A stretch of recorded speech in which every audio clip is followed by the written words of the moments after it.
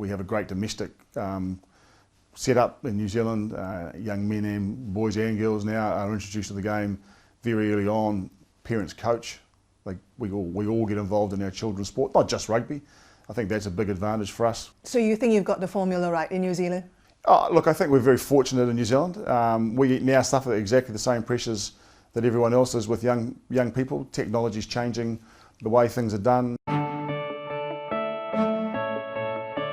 Organised team sport is a big commitment, and that's becoming more difficult to get young boys and girls to commit to.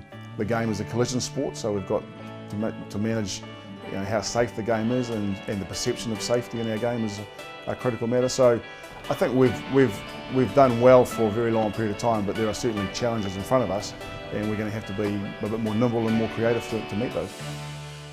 Under your watch, New Zealand has done well on the international stage, but there are some who say you've put too much focus on the national teams and really neglected grassroots and provincial rugby. Do you think you could have done more to grow domestic rugby in New Zealand? Well, you can always do more. There's no question about that. But we come back to those resource decisions we talked about earlier. We have a mandate, if you like, to select national teams and put them on the international stage, retain our talent, and not just players but coaches and all the experts that go around it. And we have to decide how much of whatever we've got in any given year we spend on that part of the business. The community game is largely sort of administered by our provincial unions, but we are a major funder of theirs. And so again, it comes down to the balance. I think we've got the balance about right, but I won't argue with people if they have a different view, because it's actually a matter of opinion, how much you put here and how much you put there. But you're happy with what you've done so far on the domestic side? Yeah, look, I think, in the last 10, 15 years, we've stabilised our playing population at about 150, 160,000. We've got enormous growth in the female game. I think that's a huge opportunity that all of World Rugby is now looking at. Resourcing it is another challenge, but there's definitely an opportunity there. But I think as I said before, like all organised team sports, we are struggling to keep young boys in particular interested at a time where their attention span is getting shorter.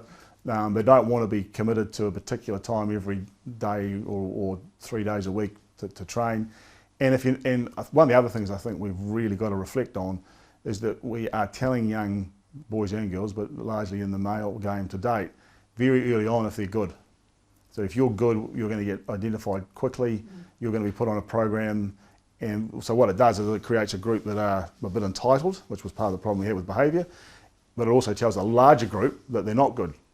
And so if you don't think you're going to make it, in today's world, you may not continue to play, and we're seeing it all a drop off because of that. And there are also questions about the future of rugby.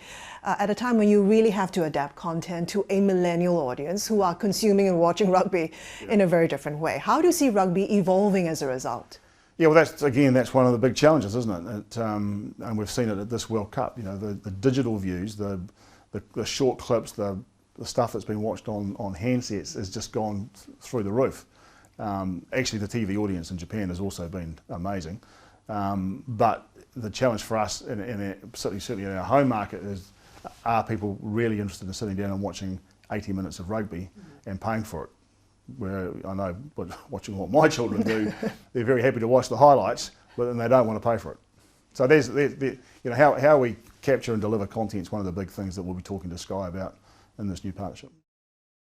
Hi, I'm Christine Tan, and thanks for watching Managing Asia. Do check out more of our videos by clicking on the boxes on the screen. And don't forget to subscribe to our channel for more from CNBC International. Thanks for watching.